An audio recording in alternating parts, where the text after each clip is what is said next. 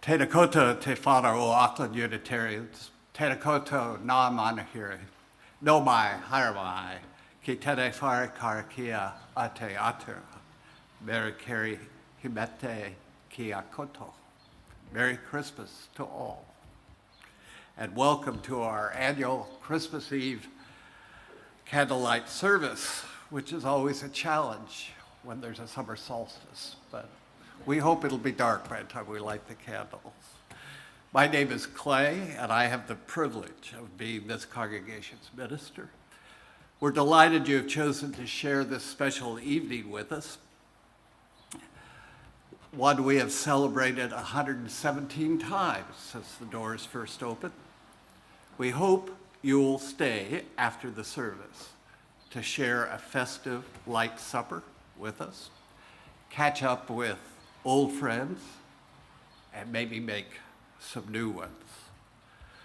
Tonight's service acknowledges the roots of our Unitarian faith by sharing in the Christmas story, but just as importantly, the delights of the Southern Hemisphere's summer solstice. As the northern half of the planet prepares to celebrate Christmas and the turn of the year, so do we in the southern seas. But they could not be more different on the surface. Not for us, the bitter cold of the winter, just rain of the winter solstice, encouraging us to gather around blazing fires and feasts. Not for us, the acceptance of darkness and the lack of light and warmth until the coming of spring gives new hope for abundance to come. No, it's a time for shorts, the beach, barbecues, tending the garden, tramping in the bush, and relaxing. It reminds us that Christmas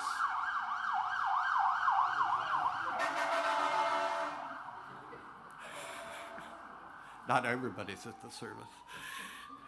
It reminds us that Christmas is not just a one-day affair, but to be lived out year-round. Yet, no matter what hemisphere we are in, the story we came to hear is the same. So if you came to this place expecting a more chilled, she'll be right, tame story, you came to the wrong place. If you came for a story that does not threaten you, you came for a different story than the one we tell. For even a story about a regular baby is not a tame thing. The story of the baby we celebrate tonight is one that is full of goodness, but goodness that cannot threaten complacency and evil is not much good at all.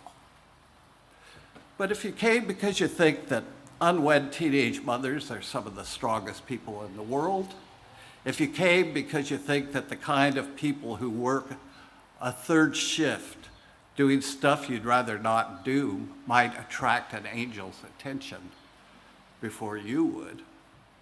If you came because you think there are wise men and women to be found among refugees and migrants from far lands, and that they might reveal a God you can believe in. If you came to hear a story of tyrants trembling when heaven comes to peasants.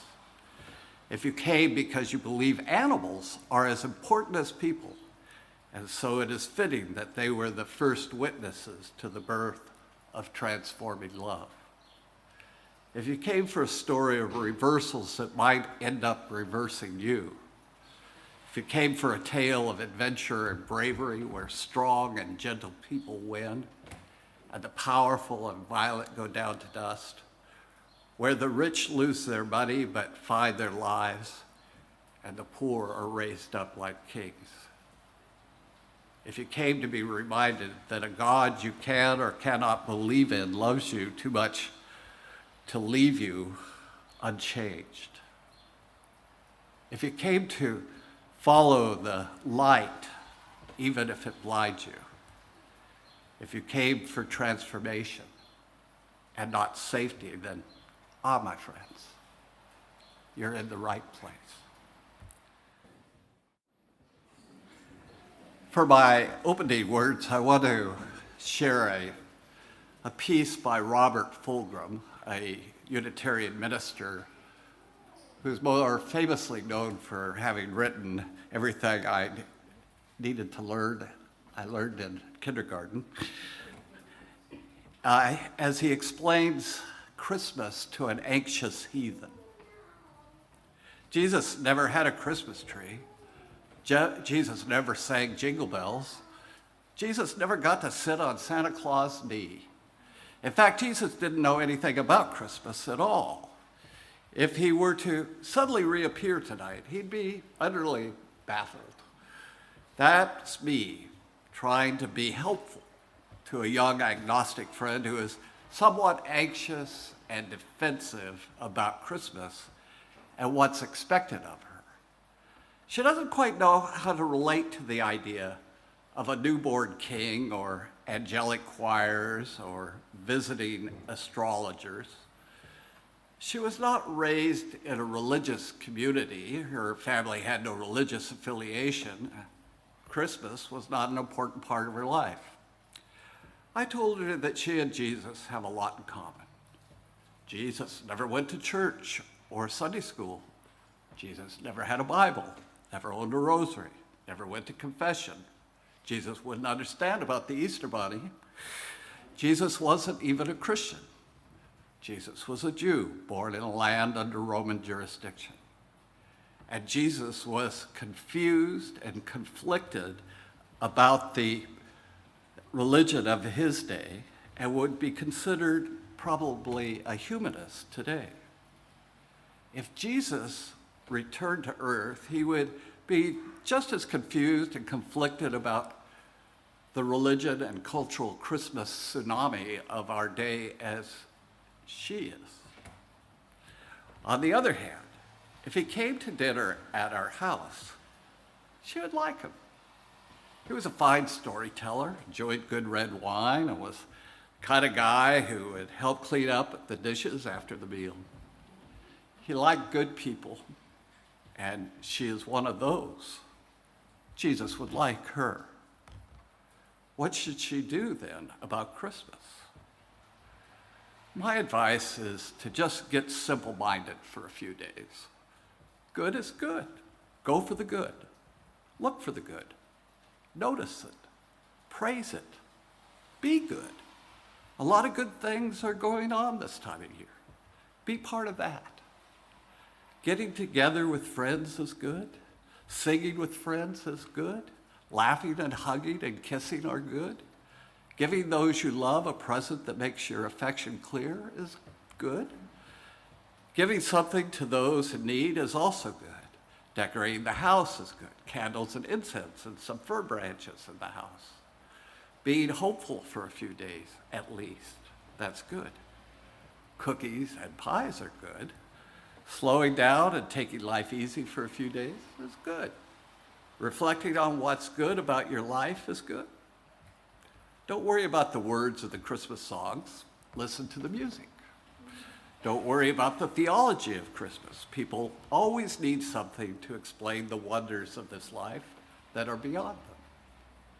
Forget about the virgin birth. Every birth is an unfathomable miracle. Don't get anxious about angels hovering around like giant moths. Some angels are real, are young and lovely. They just don't realize it. Don't worry about what everybody else does. Do it yourself your own way. Be kind, be generous, reach for the good in ways large and small.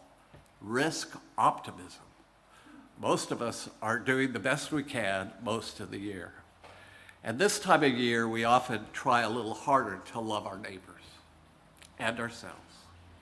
That's good. It's like this.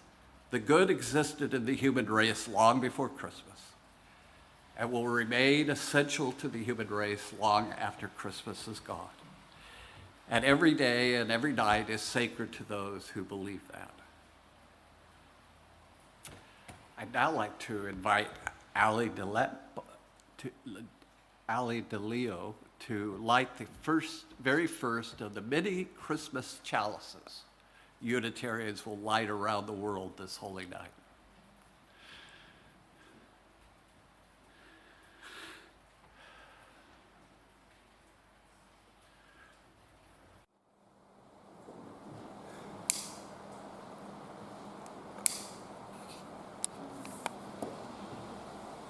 All around the world, the light of honest thought shines, showing people the path of their own authentic faith. Allie, sorry to interrupt. You're doing fine, but we've got to laugh. Showing people the path of their own authentic faith. All around the world, the warmth of community glows, drawing people in from loneliness and estrangement. All around the world, the flame of justice burns, inspiring people to acts of faith-filled courage. Here, too, may the light and warmth of this chalice be to us a beacon of truth, generosity, and compassion, that we may learn the ways of faith and love.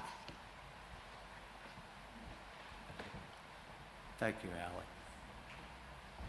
I now invite Elaine Taskaford to read the poem Nativity.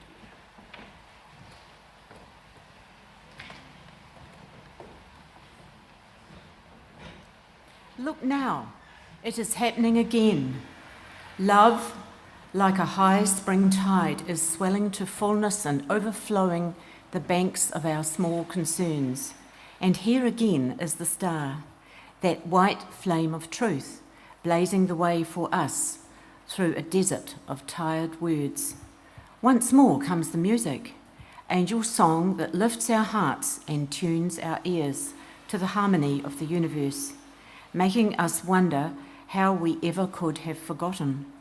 And now, the Magi within us gathers up gifts of gold and myrrh, while that other part of ourselves, the impulsive, reckless shepherd, runs helter-skelter with arms outstretched to embrace the wonder of it all. We have no words to contain our praise. We ache with awe.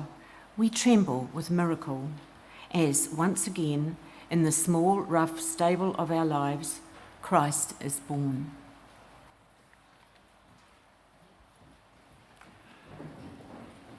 I now invite Paul Howarth forward.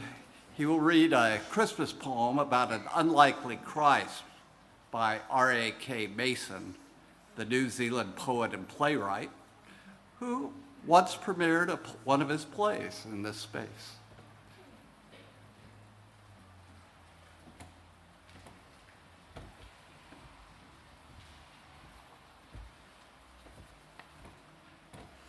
On the swag.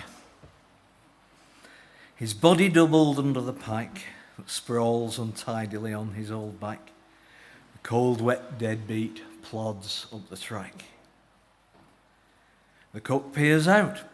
Oh, curse that old lag, here again with his clumsy swag, made of dirty old turnip bag.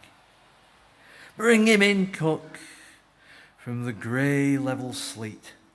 Put silk on his body, slippers on his feet. Give him fire and bread and meat. Let the fruit be plucked and the cake be iced, the bed be snug and the wine be spiced. In the old cove's nightcap, for this is Christ.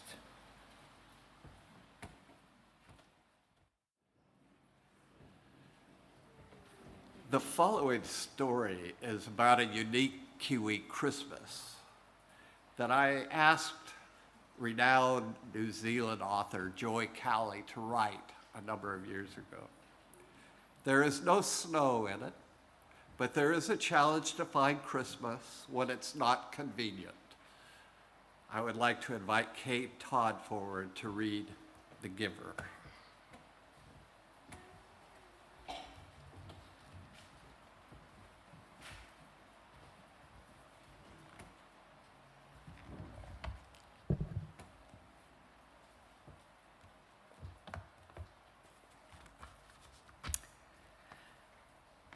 Well, he would, wouldn't he? That man of mine, heart soft as butter in the sun. I told them they could camp in the road paddock, and then when it rained, he wanted them to come into the house. Not on your life, I say. Couple of stray hippies. Turned up out of the blue, all rags and tatters, and you want them up here for Christmas. just until their tent dries out, he argues. They're really nice kids, Meg. Sure they are, Albie. Like everyone's nice. That garage fellow, the nice contractor who shared more than the bloody sheep. Albie, we're not doing this. It's 2 days to Christmas. I've got the rooms to set up for the kids. They're coming home. I was thinking more of the sleep out, he says. Sleep out, I said. And I flapped the tea towel at him. Albie, that's where we're storing all the Christmas presents. There'd be enough space, he said. He twisted his hands, soft beggar. And I know he's already told the bloody campers they can move in with us. They can sleep in the wool shed, Albie. There's plenty of space there and it's dry. We've got rats in the wool shed. Oh, you mean they're living in a rat-free tent? Oh, come on. A wool shed will be fine. He picks up the extra tea towel and helps me dry the dishes. I have to say this for him. He might be soft, but he doesn't give in easy. Meg, I was thinking more of her, the girl. She's young and she's obviously old enough, I tell him. Their baby's due in February, he says. They're going to be down at her parents' place in Rangiora after this. For Christmas? No, New Year, he says. So where do they plan to spend Christmas? He doesn't answer, but I can hear his thoughts clear as a bell. I fold my arms. Wool shed, Albie. You run the farm, I run the house. This is your problem. You solve it. He goes quiet, walks out the door to put on his gumboots, and the next thing I see him ankle deep in spring grass, hiking off to the road paddock and the wool shed. The storm has swollen the creek, and I can hear it roaring, and the steamy air is rising to lumps of cloud that promise even more rain. They'll be okay in the shed. Their tent will be hung over the pens to dry. Their sleeping bags will spread out on the floor. There's even a kettle and a microwave in the smoko room. Luxury compared to a tent not much bigger than a wool sack. Anyway, they've been living out at that Shoal Bay commune, so they're used to roughing it. He's what, 18, 20, skinny kid? Not much to say for himself except for cool man, way to go. She's younger, long hair, naively cheerful, a tight shirt, tight skirt. Happy Christmas were her first words, and I realised that she had more than a turkey in the oven. Albie comes back for a bucket and a mop to clean the wool shed floor. They're going to scrub it, he says. We'll need some detergent, maybe some disinfectant. He waits, hoping that I'll back down. You know where it is. I point to the laundry and make sure you bring it back. By the time he's put it all together, the new batch of date scones is ready, so I put just a few in the bottom of the bucket. Oh, they'll love those, he says, and away he goes. I wonder if he's fed the dogs and shifted the lambs to the top paddock, or is he expecting me to do that as well? After that, he must have gone off to do the farm chores because it's the young couple who return the bucket and the mop. Thanks for the breads, the young girl says. Scones, I tell her. Date scones. Whatever, says the boy. Really cool. Big change from baked beans. I turn to the girl. Surely you're eating more than baked beans. You need a healthy, balanced diet. The boy shrugs. Yeah, man, we do all the health stuff. Fruit and yogurt, she says. Bananas. I got a real craving for bananas, but we've run out now. Thanks for the lend of the cleaning gear. You're all set up in the wool shed then? Oh, yeah, cool, man. Tent's drying. Nice of you guys. See you. They walk away, holding hands like children, and all I feel is despair for them and others like them who are so careless about commitment and new life. You'd think nature would know better than to have kittens bearing kittens. The thought of them spooning baked beans out of a can just turns me cold. I look through the pantry loaded up for Christmas and I fill an old wine box with the kind of stuff she should be eating. Muesli, milk powder, dates, raisins, nuts. I've got a couple of old tins of ham, a spare cake and a bag of dried banana chips and some fresh stuff from our garden. Albie's not around, so I walk it down there myself, through the sheep gate and up the ramp to the top floor of the wool shed. Well, I know I'm not carrying a winning lotto ticket, but they could have said more.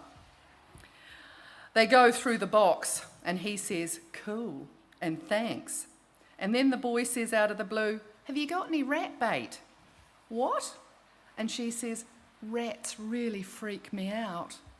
"I don't know. Albie might have some. I think there might be traps in the garden shed. I'll get him to have a look." "Don't want you to go to any trouble," she says. I notice that they've set themselves up in the corner near the smoko room and they've spread the tent and their sleeping bags on the rails of the sheep pen. "Did your sleeping bags get wet too?" I ask. "Oh, they'll be dry by tonight," says the boy. I get the impression that these kids aren't used to much conversation because their words are as scarce as summer rain, just a few spots here and there. But they do talk a bit about her parents in Rangiora and how her dad's going to get him a job on a building site. It's a relief to know that she's been to a doctor and actually had a scan. "Boy or girl?" "It's going to be called River. We were camping by a river when we got pregnant." "Have you got any children?" "4, I tell her. 2 boys, 2 girls, all grown up."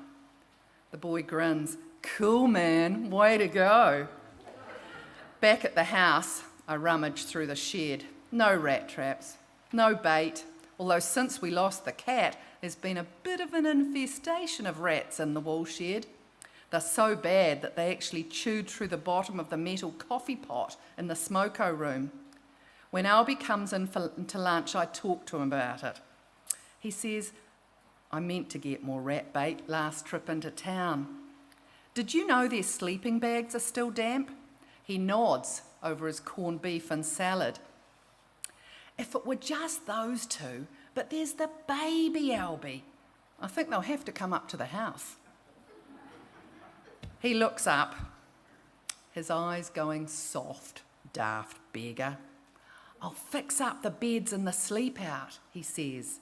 "Oh, don't worry," I tell him. "I've got it all worked out. We'll go in the sleep out and they can have our room." I reach for the salad dressing. "Remember when I was pregnant, how I always needed a good night's sleep?"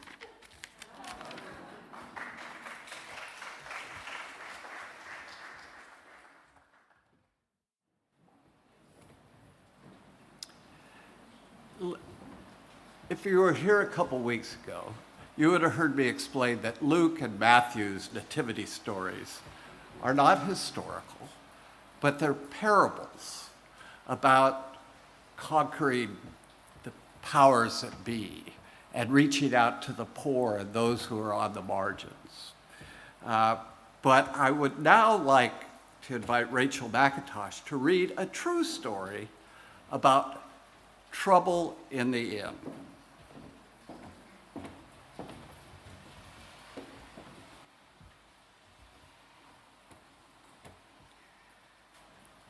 Trouble at the inn. Wally was 9 that year and in the 2nd grade, although he should have been in the 4th. Most people in the town knew that he had difficulty keeping up. He was big and awkward, slow in movement and mind.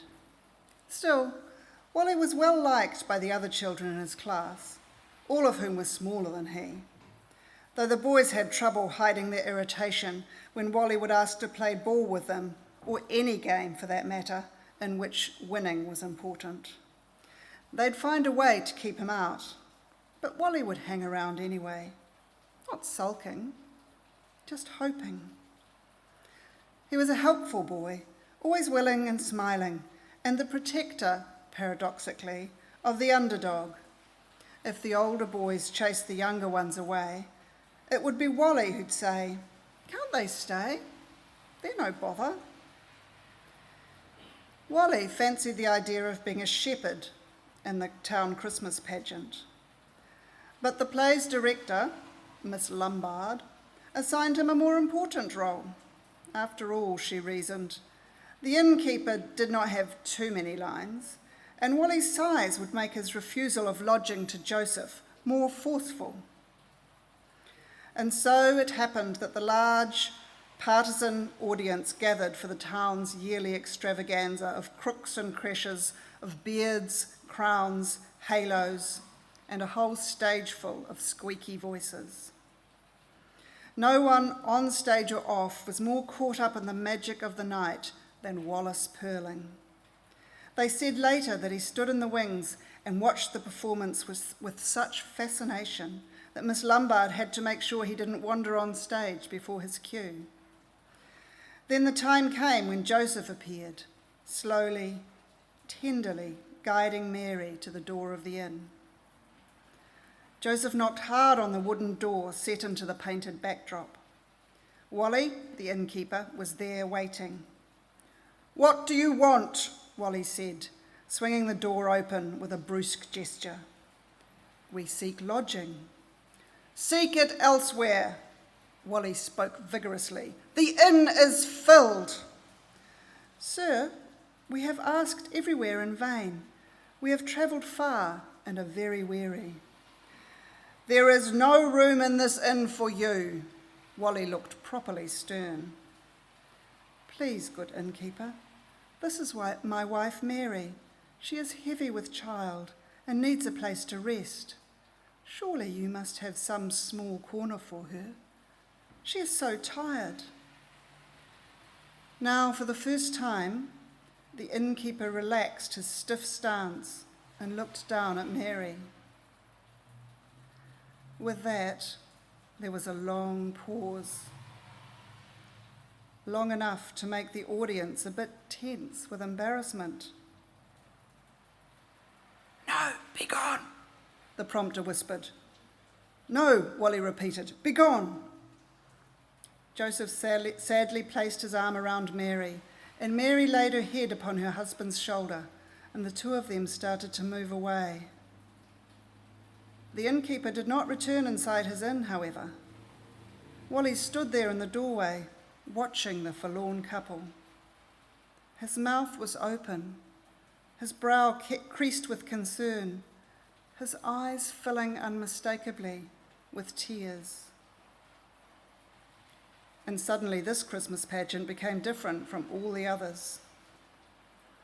"Don't go," Wally called out, and Wallace Purling's face grew into a bright smile. "You can have my room."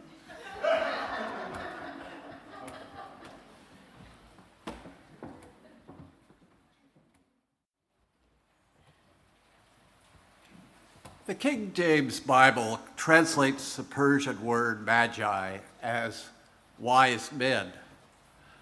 But in truth, the magi in the Persian court were both men and women. So it might have been, in truth, 3 wise women who followed the star.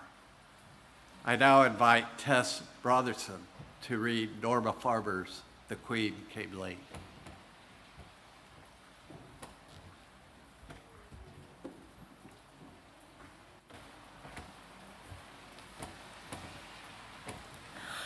The queens came late, but the queens were there, with gifts in their hands and crowns in their hair. They'd come these 3, like the kings from far, following, yes, that guiding star. That left their ladies linens and looms, their children playing in nursery rooms, and told their sitters, "Take charge, for this is a marvelous sight we must not miss." The queens came late, but not too late, to see the animals small and great, feathered and furred, domestic and wild, gathered to gaze at a mother and child. And rather than frankincense and myrrh and gold for the babe, they brought for her, who held him, a homespun gown of blue, and chicken soup with noodles too, and a lingering, lasting cradle song. The queens came late and stayed not long, for their thoughts already were straining far, past manger and mother and guiding star, and a child aglow as the morning sun, toward home and children and chores undone.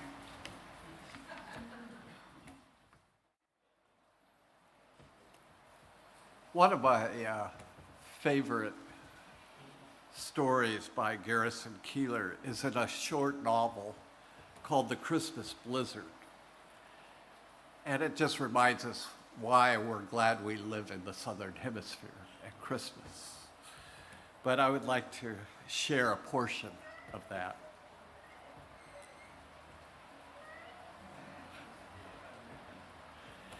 His phone rang. It was his cousin Liz in Loose Leaf, North Dakota. "Do you have a minute?" she said. "What is it?" "You're in a rush. I could hear it. Listen, I'll send you a text message. Just tell me what's wrong. It's nothing important, so don't get all head up." "About what?" "Listen, Jimmy, I can tell I've upset you. I'll call back when you settle down." "What's going on?" "So you didn't hear about Daddy?" "What about Uncle Earl?" I shouldn't even say. He didn't want you to know." "Know what?" It's nothing. He's old. Everything comes to an end. There are no guarantees. We'll deal with it. You've got enough to worry about. Tell me what's going on, Liz." I shouldn't have said anything. He had to go into the hospital on Tuesday. "What's wrong?" "Daddy told me not to call you because he knew you'd be upset. I'm sorry I opened my big mouth." James took the phone in his right hand and whacked the table with it 4, 5, 6 times, and then said, "Liz, if you don't stop beating around the bush, I'm going to fly up there and give you a Dutch rub. Remember the Dutch rub, Liz? It stings. I can make you cry." "His left eyeball fell out," said Liz. "His eyeball fell out?" "It was only his left one. He was watching the Lawrence Welk Christmas special on TV, and Bobby and Benny did a beautiful tap dance to O Holy Night, and Daddy got weepy and rubbed his eye, and it just fell out. It was hanging by the optic. He has skin cancer, and it spread to his eyes. But they popped it right back in. He's fine. No problem. He didn't want me to call you and bother you." Oh, my God. Anyway, could you call him and cheer him up a little? You know, he thinks the sun rises and sets on you, and he still talks about the time you flew out here for his birthday. When was that? 10 years ago? Anyway, you mean the world to him, and frankly, I shouldn't say this, but I don't know as he'll make it to Christmas. And then she broke down and cried and hung up. Not like Liz to fall apart like that, she being a member of the National Rifle Association and all. That's how James Sparrow, successful Chicago CEO, who would rather go to Hawaii and forget about Christmas, ends up flying to Loose Leaf, North Dakota, only to be stuck there in a Christmas blizzard. And of course, that's where he learns the true meaning of Christmas. In a fishing hut on a frozen lake, when an old Chinese man tells him what a difference in the universe his trip to North Dakota made. The old Chinese man says, "Your trip to Loose Leaf has resulted in much good. You have cheered up your uncle, who was descending toward death, and is now having a last encore of pleasure before he leaves." "When will he die?" said James. "Tuesday." "And you made peace with your cousin, whom you dislike, and you fought your other cousin to a draw, and that was good for her soul to be withstood. She's had it all her way for most of her life, and now there's a little hole in her roof, and she can view the sky. Anyway, you can offer a fellow being a new prospect.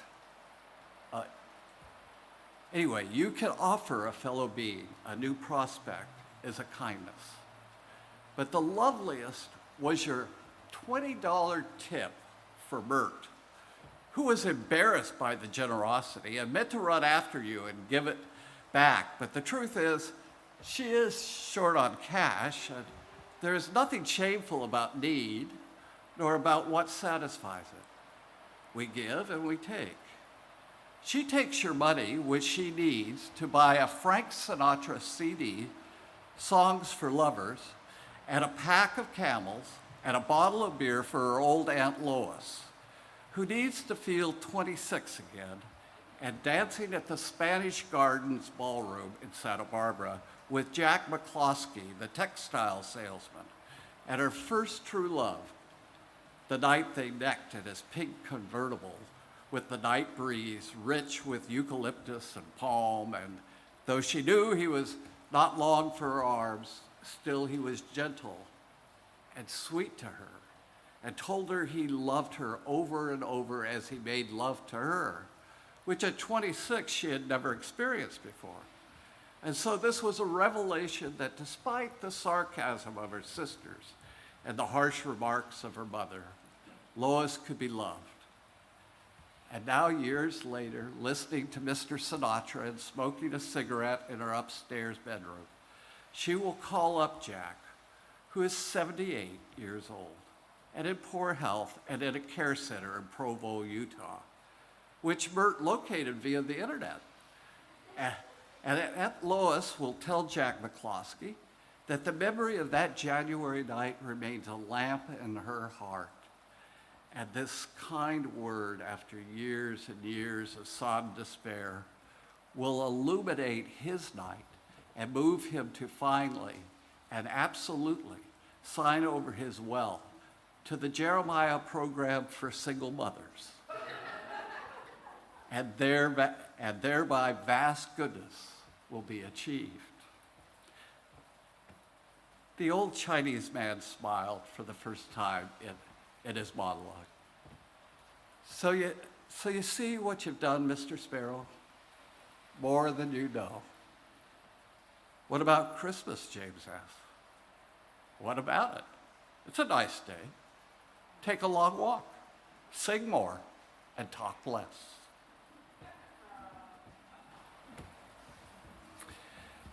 Okay, now we have the challenging part of the evening. If you've been here before, you kind of know what comes next. But we're going to try and form a circle around there. If you're not able to stand for long, sit near the circle and bring your candle and your program. And you may have to come all the way up and around.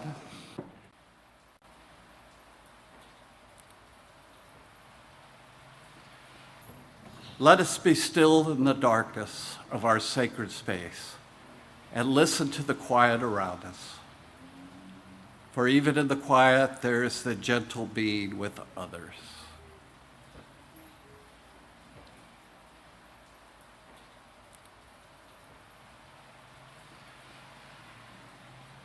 Share the light.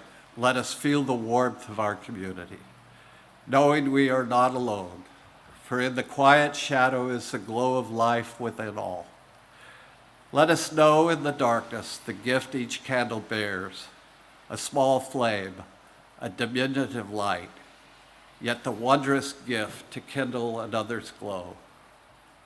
Let us be in awe at this moment as we each take up the flame, and the light envelops this room as hope for peace and goodwill fill this night. So may it be.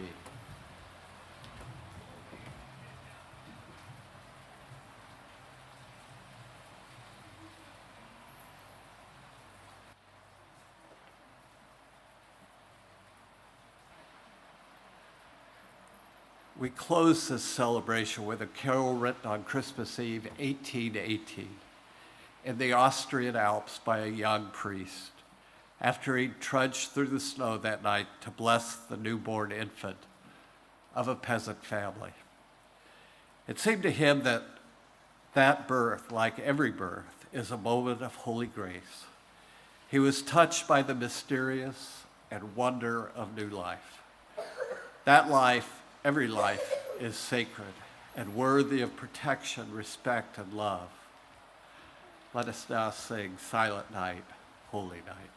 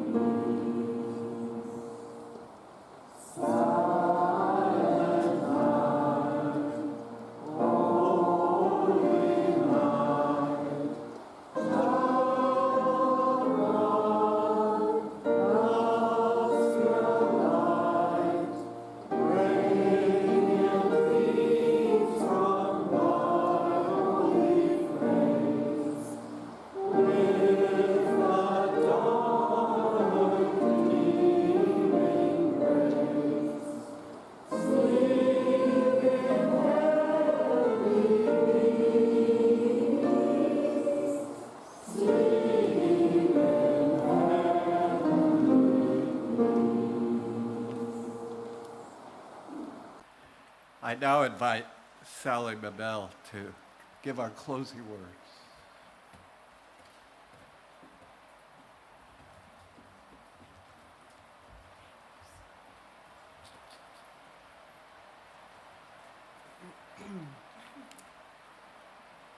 When the song of the angels is stilled, when the star in the sky is gone, when the kings and princes are home, when the shepherds are back with their flocks, then the work of Christmas begins. To find the lost, to heal those broken in spirit, to feed the hungry, to release the oppressed, to rebuild the nations, to bring peace among all peoples, to make a little music with the heart, and to radiate the light of Christ every day, in every way, in all that we do and in all that we say. Then the work of Christmas begins.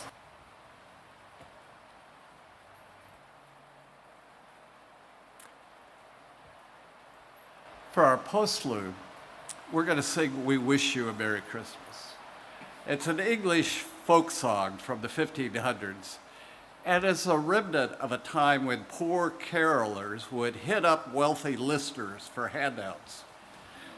It's a cheeky tune which recognizes the dynamic between rich and poor, calling for figgy pudding and refusing to leave the wealthy person's doorstep until some is delivered right here.